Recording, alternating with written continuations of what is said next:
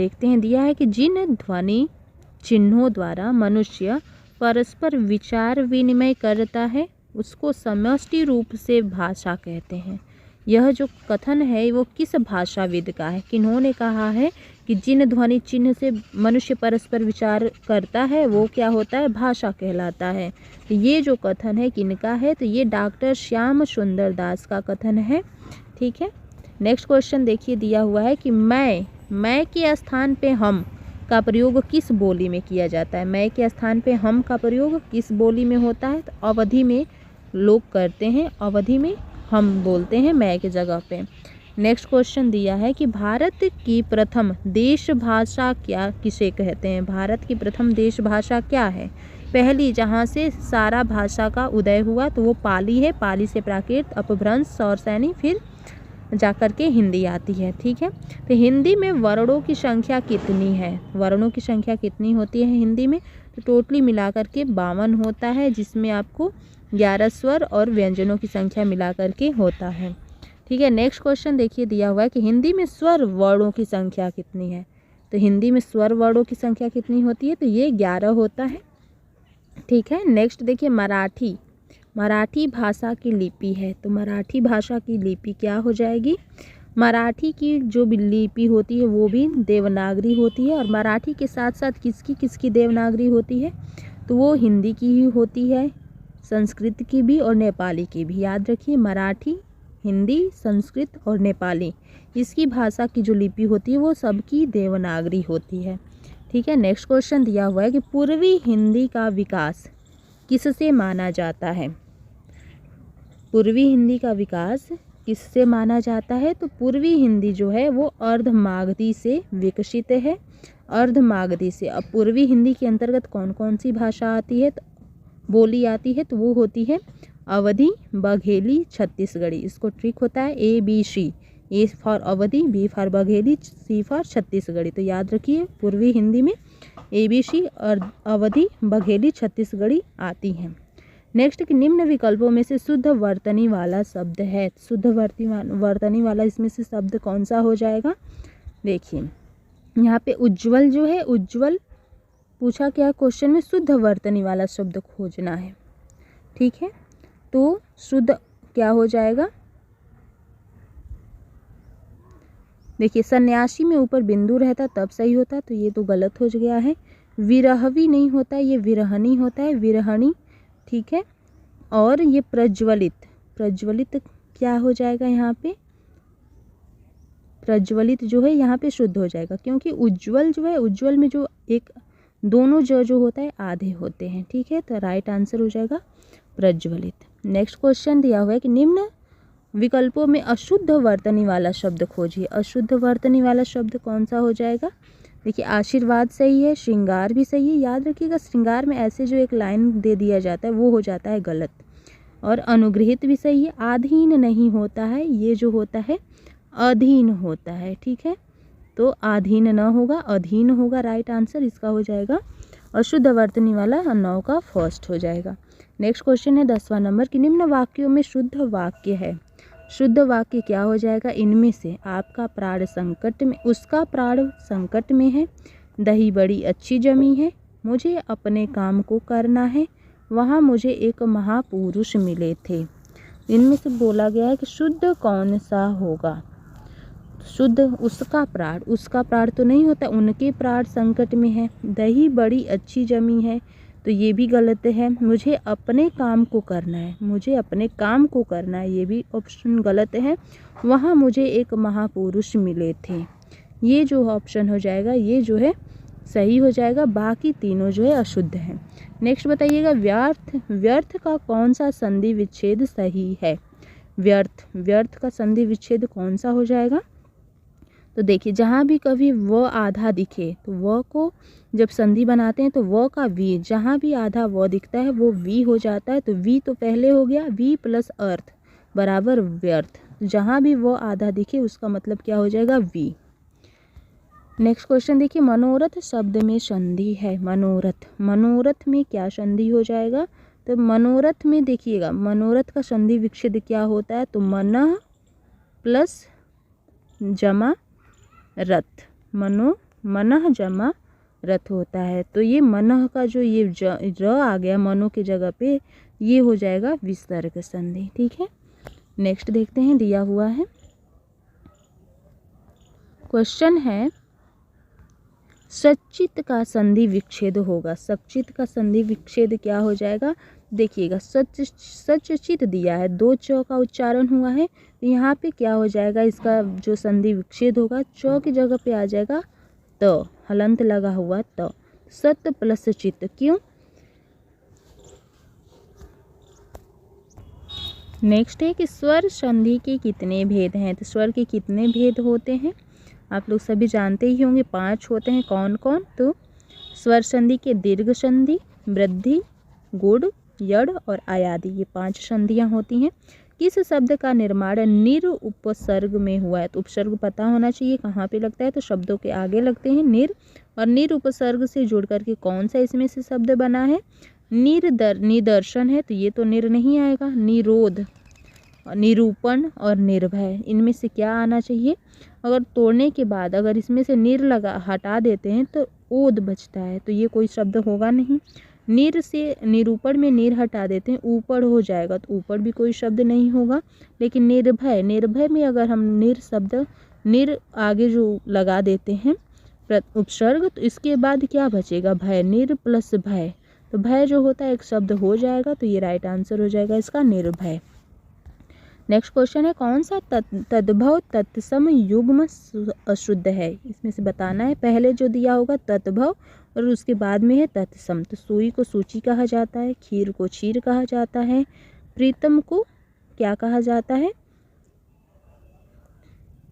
प्रीतम प्रिय, और भात और भक्त, भात को जो है भक्त कहा जाता है, और यहाँ पे प्रीतम को क्या कहा जाता है, तो प्रीतम का हो जाएगा प्रिय, प्रीतम का प्रिय हो जाएगा, प्रिया पिया हो जाएगा। यहाँ पे जो प्रीतम दिया हुआ है यहाँ पे पिया शब्द होना, और पिया का प्रिय कहते हैं, तो तद्भव में पिया हो जाएगा, तत्सम में प्रिय हो जाएगा। ये ऑप्शन हो जाएगा यहाँ पे अशुद्ध है, आंसर हो जाएगा डी। नेक्स्ट क्वेश्चन है वे शब्द जिनकी उत्पत्ति का पता नहीं चलता उसे क्या कहते हैं। जिसकी उत्पत्ति का पता न चले उसे क्या कहेंगे, देशज। देशज जो होता है इसकी उत्पत्ति का पता नहीं चलता, क्योंकि ये हम अपने बोलचाल की भाषा में खुद नए शब्दों की उत्पत्ति कर देते हैं जहाँ जैसी जिसकी ज़रूरत होती है।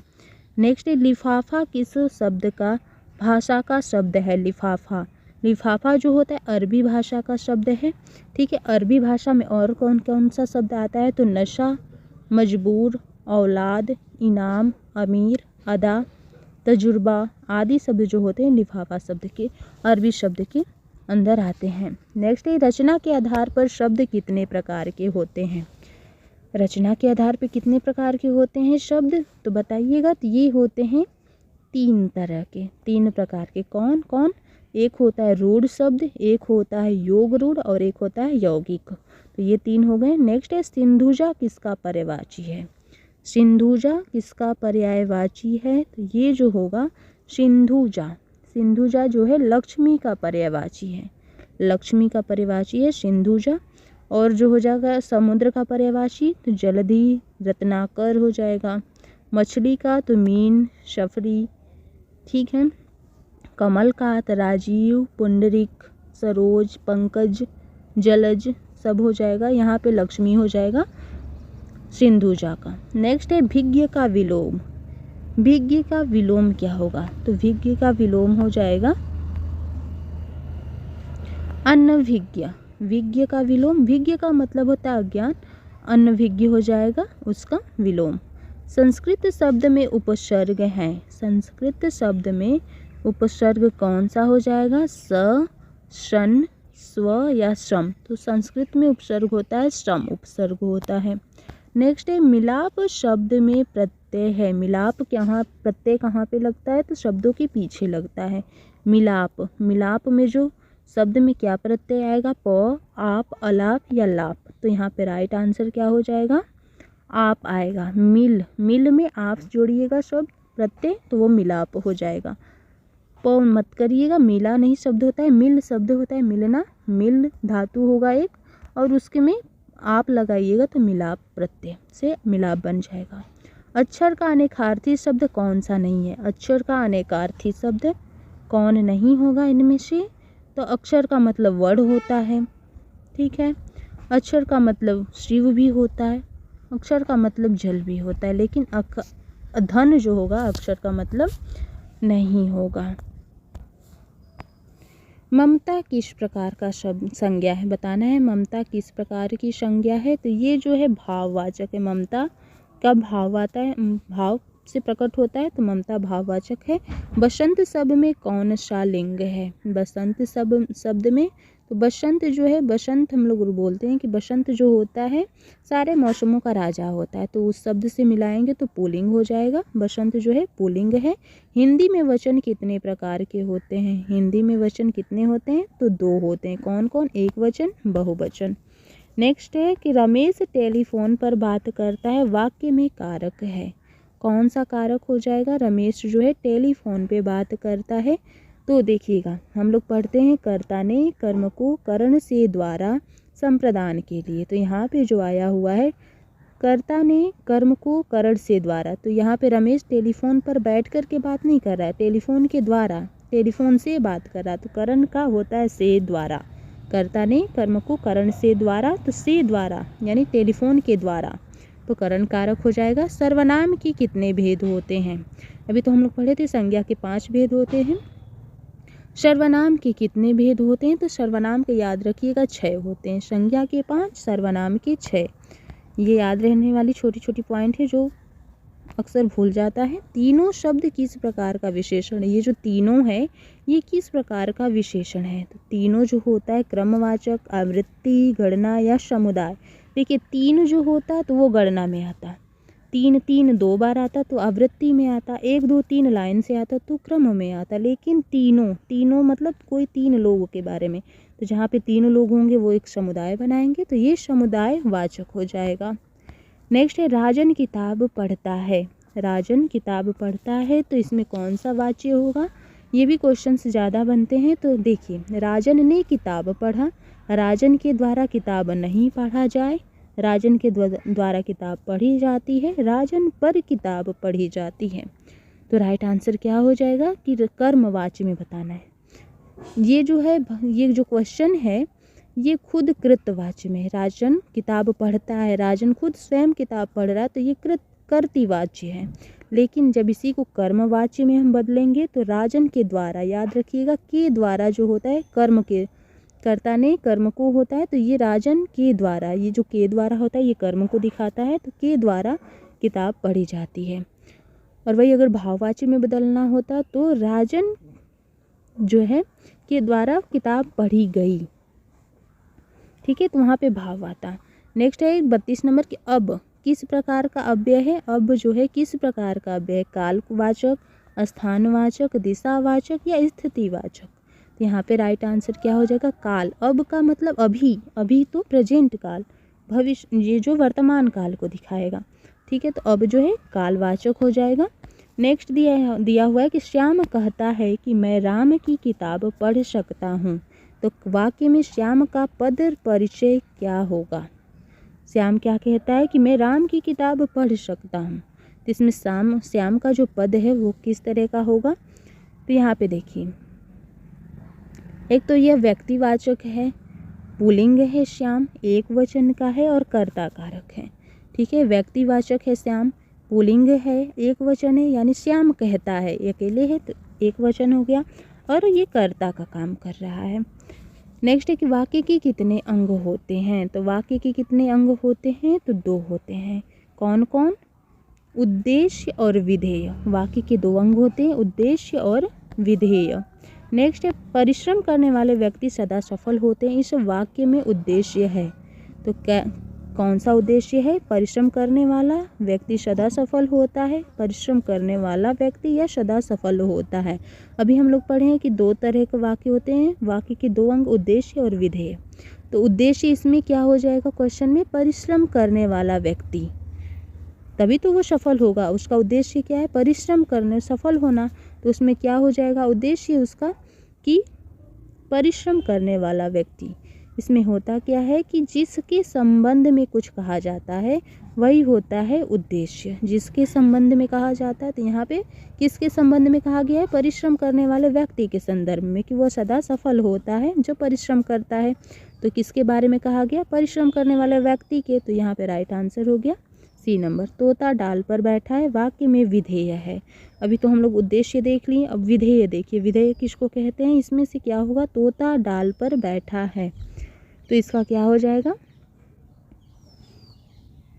डाल पर बैठा है। डाल पर बैठा है कैसे?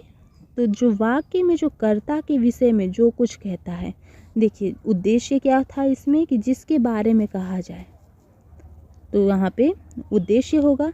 और जो कर्ता है वो यहाँ पे हो जाएगी कर्ता के विषय में जो कुछ कहेगा, जो कुछ कहा जाता है। तो यहाँ पे कर्ता तोता है, तो ये इसके बारे में जो कुछ कहा जाएगा वो हो जाएगा विधेय। तो तोता डाल पे बैठा है, तो डाल पर बैठना विधेय हो गया। और कर्ता के बारे में अगर बताया जा रहा है तो वहाँ पे उद्देश्य हो जाएगा। नेक्स्ट है, रचना के आधार पर वाक्य के कितने भेद होते हैं? तो रचना के आधार पे वाक्य के कितने भेद होते हैं? तो 3 होते हैं। कौन कौन? एक सरल वाक्य होता है, एक संयुक्त वाक्य होता है, एक मिश्र वाक्य होता है। नेक्स्ट कि निम्न वाक्यों में शुद्ध वाक्य है। प्रेम करना तलवार की नोक पर चलना है, मुझे सफल होने की निराशा है, इस समस्या की औषध उसके पास है, यह काम आप पर निर्भर है। तो इसमें से बताना है कि शुद्ध क्या होगा। तो शुद्ध हो जाएगा कि प्रेम करना तलवार की नोक पर चलना है, ये जो होगा ये गलत हो जाएगा। मुझे सफल होने की निराशा है, निराशा है सही नहीं होगा। इस समस्या की औषध उसके पास है, औषध उसके पास है, ये भी जो होगा ऑप्शन गलत हो जाएगा। यह काम आप पर निर्भर है, ये जो होगा यहाँ पे इसका राइट आंसर हो जाएगा कि यह काम आप पर निर्भर है। नेक्स्ट है कि अंजर पंजर ढीला होना। अंजर पंजर ढीला होना का क्या मुहावरा सही हो जाएगा? इसका हो जाता है शरीर शिथिल होना। अंजर पंजर सब ढीला होना, शरीर शिथिल हो जाना। हाथ कंगन को आरसी क्या? इसका क्या हो जाएगा कि प्रत्यक्ष के लिए प्रमाण की जरूरत नहीं पड़ती है, हाथ कंगन को आरसी क्या। नेक्स्ट है आंखें बिछाना। आंखें बिछाना का क्या हो जाएगा आंसर? प्रेम पूर्वक प्रतीक्षा करना, ये हो जाएगा। माया महा ठगनी हम जानी, तिरगुन फांस दिए कर डोले, बोले मधुर मधुरी बानी, ये जो है इसमें कौन सा अलंकार हो जाएगा? यहाँ पे बताना है माया महा ठगनी हम जानी, ठीक है। इसमें कौन सा अलंकार होगा? यहाँ पे जो हो जाएगा श्लेष अलंकार है, ठीक है। यहाँ पे जो है श्लेष अलंकार है। और श्लेष का अर्थ क्या होता है कि जहाँ पर एक ही शब्द में अनेक अर्थ चिपके हुए हों। जैसे यहाँ पे माया, माया किसको कहा जाता है? एक औरत को कहा जाता है और एक जो है धन दौलत को कहा जाता है। तो दोनों महाठगनी है, माया और औरत, पैसा और औरत। नेक्स्ट क्वेश्चन दिया है, पाए महावर देन को नाइन बैठी आए, फिर जान महावरी एड़ी मीजत जाए, ठीक है। नेक्स्ट है, पाए महावर देन को नाइन बैठी आए, फिर जान महावरी एड़ी मीजत जाए। यहाँ पे कौन सा अलंकार हो जाएगा? तो यहाँ पे होगा भ्रांतिमान अलंकार। क्यों होगा भ्रांतिमान? तो यहाँ पे जो नायिका होती है उसके पैर में जो नाइन होती है वो महावर लगाने के लिए बैठी होती है, और उसकी जो पैर की जो एड़ी होती है नीचे की वो इतनी लाल होती है कि वो उसको पता नहीं चलता है कि वो महावर लगा हुआ है कि नहीं लगा हुआ है। तो उसको भ्रम होता है, बार बार उसको उलट पलट के देखती है कि लगा है कि नहीं लगाना है, इसीलिए वहाँ पे भ्रांतिमान अलंकार है। नेक्स्ट है कि दृग उर्जत टूटत कुटुम, जुरत चतुर चित प्रीति, परितगाठ दुर्जन हिये, दई नई यह रीत, ठीक है। तो इसमें क्या होता है, कहा गया है कि दृग उर्जत टूटत कुटुम। दृग नयनों के उलझने से, जहाँ पे नायक और नायिका का बात होता है, यहाँ पे दोनों तरफ नयन उलझते हैं। और यहाँ से क्या होता है, कुटुम जो परिवार होता है, यहाँ पे दो लोगों का मिलने का दिखाया, लेकिन उस दो लोगों के नयन मिलने से होता क्या है कि जुरत चतुर चित्त प्रीत, वहाँ पे तो प्रीत जुड़ जाती है, लेकिन परत गांठ दुर्जन ही है, और इससे क्या होती है, अपने जो घर वाले होते हैं उनमें गांठ पड़ जाती है, दरार आ जाते हैं दोनों परिवार में। और दई नहीं यह रीत, और इसीलिए यह रीति अच्छी नहीं है। तो यहाँ पे जो दो विरोध दिखाया गया, एक तरफ नैन का उलझना यानी कि नैनों का जुड़ना और परिवारों का अलग होना, यहाँ पे क्या हो जाएगा, असंगति, दोनों में कोई संगति नहीं है, दोनों अलग अलग चीज़ें हो जाती हैं। ठीक है, नेक्स्ट देखते हैं। क्वेश्चन है कि जाकी रही भावना जैसी प्रभु मूरत तिन देखी तैसी, इसमें कौन सा अलंकार हो जाएगा। तो यहाँ पे देखिएगा, अलंकार का हम लोग सिलेबस डिस्कस किए थे, इसमें अलंकार से ज़्यादा क्वेश्चन रहने वाले हैं। तो इसमें कौन सा अलंकार हो जाएगा, उल्लेख अलंकार। उल्लेख अलंकार क्या होता है, जहाँ पर किसी एक वस्तु को अनेक रूप में ग्रहण किया जाए। जाकी रही भावना जैसी, यानी हम एक ईश्वर को जिस रूप में चाहे उस रूप में हमें दर्शन देते हैं। जैसे कृष्ण जी का एग्जाम्पल लीजिएगा, तो सुदामा जो है एक सखा भाव से भी करते थे, और सूरदास जो है दास भाव से भी करते थे। तो मीराबाई जो है पति मान के प्रेम करती थी, और गोपियाँ जो है अपना प्रेमी मान के प्रेम करते थे। तो जिसकी जैसी भावना रही, प्रभु की मूर्ति वैसी दिखाई देती है। तो वही होता है उल्लेख अलंकार, कि एक ही वस्तु है, एक ही व्यक्ति है, लेकिन अनेक रूप में उसको ग्रहण किया जाता है, तो उसे कहते हैं उल्लेख अलंकार। नेक्स्ट क्वेश्चन है, केशव और श्यामा पात्र किस रचना से संबंधित है। तो ये जो एक कहानी से रिलेटेड है, केशव और श्यामा, ये जो है एक कहानी है, नादान दोस्त। नादान दोस्त कहानी है प्रेमचंद्र की, उन्हीं की कहानी से ये रिलेटेड है, केशव और श्यामा। नेक्स्ट है, अयोध्या किस नदी के तट पर बसा हुआ है। तो अयोध्या जो है सरयू नदी पे बसा हुआ है, सरयू नदी पे, जहाँ पे श्री राम जी का जन्म हुआ था। नेक्स्ट क्वेश्चन है, विष्णु प्रभाकर की एकांकी ऐसे ऐसे का पात्र मोहन किस कक्षा में पढ़ता है। ऐसे ऐसे एक एकांकी है विष्णु प्रभाकर की, और उसके पात्र मोहन किस कक्षा में पढ़ता है। तो ये तीसरी कक्षा में पढ़ता है। नेक्स्ट क्वेश्चन है, संसार पुस्तक है नामक पाठ के आधार पर रचनाकार सबसे पहले किस अक्षर को पढ़ने की बात करता है।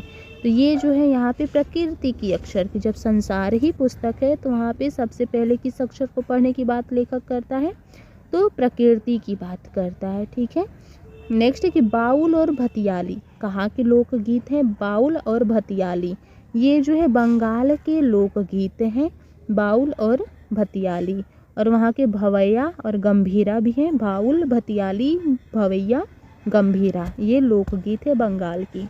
नेक्स्ट है, नौकर पाठ के संबंध में गांधी जी आश्रम में सहायक के रूप में रखने हेतु किनका आग्रह करते हैं। नौकर एक जो है गांधी जी की रचना है, तो उसमें जो है नौकर पाठ में किसको रखने का आग्रह करते हैं, गांधी जी। तो ये करते हैं हरिजन को रखने का आग्रह करते हैं। नेक्स्ट है कि हम पक्षी उन्मुक्त गगन के शीर्षक कविता के रचनाकार कौन है। तो ये हो जाएंगे शिव मंगल सिंह सुमन की रचना है हम पक्षी उन्मुक्त गगन के। ठीक है, और ये जो है नेक्स्ट क्वेश्चन है, कठपुतली शीर्षक कविता के रचनाकार है। कठपुतली शीर्षक के रचयिता कौन है, इसके राइटर हो जाएंगे भवानी प्रसाद मिश्र। याद रखिए कठपुतली के कौन है रचनाकार, तो भवानी प्रसाद मिश्र। नेक्स्ट है कि शाम एक किसान किस विधा की कृति है। शाम एक किसान ये जो है हो जाएगा कविता है। शाम एक किसान जो है कविता विधा की है, और ये किसकी लिखी हुई है, तो सर्वेश्वर दयाल सक्सेना की रचित है। नेक्स्ट है, रहीम के दोहे शीर्षक कविता के रचनाकार हैं। रहीम के दोहे, तो इसका राइटर आंसर क्या हो जाएगा, रहीम के दोहे के रचनाकार कौन होंगे, रहीम ही है। अब बताना है, क्वेश्चन है कि भोर और बरखा किसके द्वारा रचित कविता है। भोर और बरखा, तो ये मीराबाई की रचना है।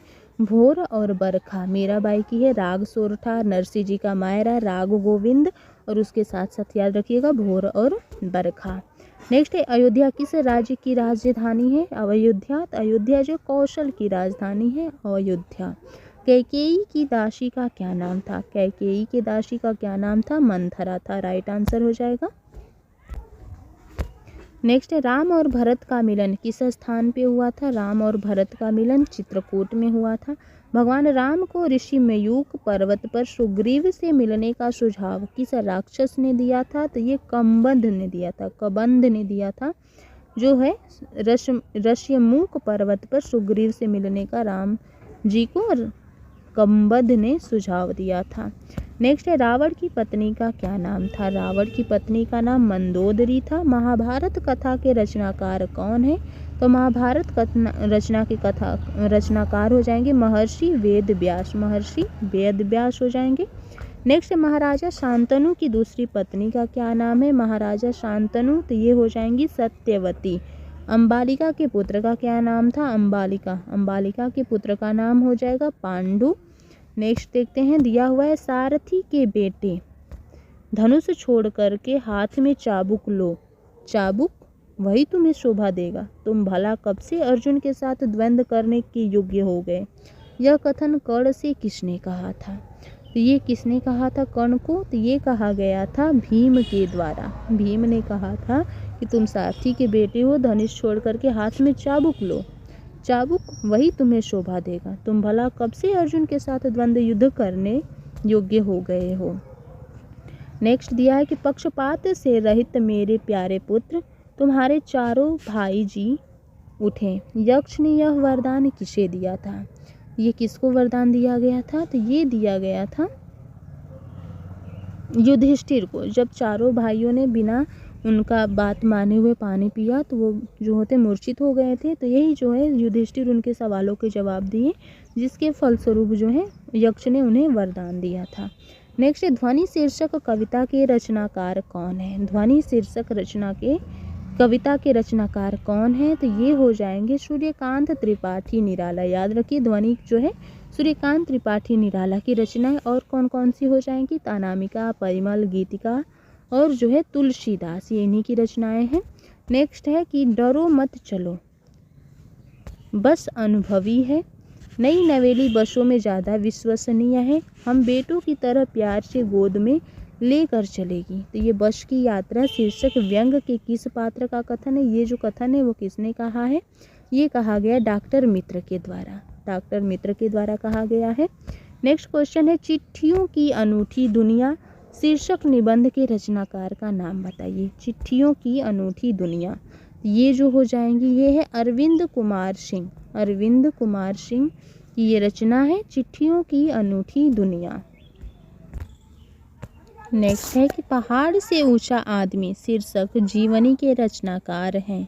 पहाड़ से ऊंचा आदमी ये किसकी जो है रचनाकार हो जाएंगे? तो ये हो जाएंगे सुभाष गाताड़े, सुभाष गाताड़े हैं। जहाँ पहिया है शीर्षक रिपोर्टाज के रचयिता है, जहाँ पहिया है तो इसके हो जाएंगे पी साईनाथ, पी साईनाथ हो जाएंगे।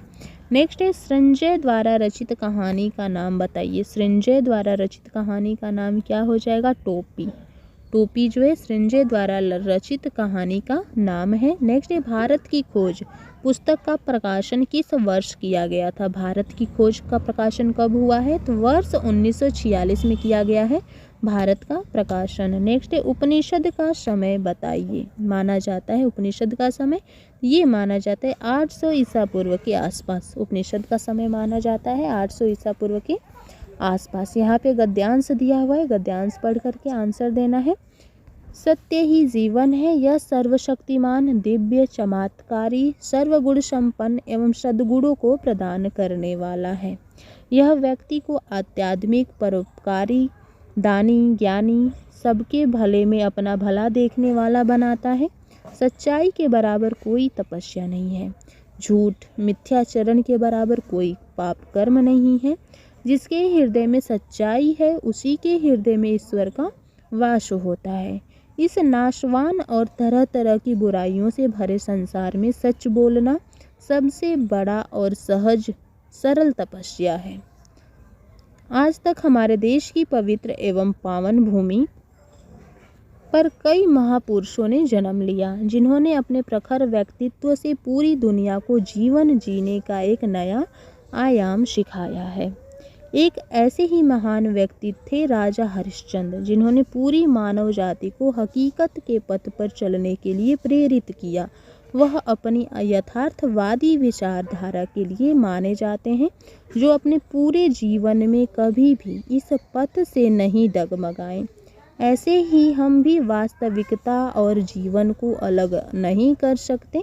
आध्यात्मिक व्यक्ति अपने लिए ही ध्यान नहीं करता है, वह सिर्फ अपने लिए ही सच के मार्ग पर चलने की कोशिश नहीं करता। वह सबको सत्य पथ पर चलने के लिए प्रेरित करता है। वह संपूर्ण मानव जाति के लिए यह सब कुछ करता है।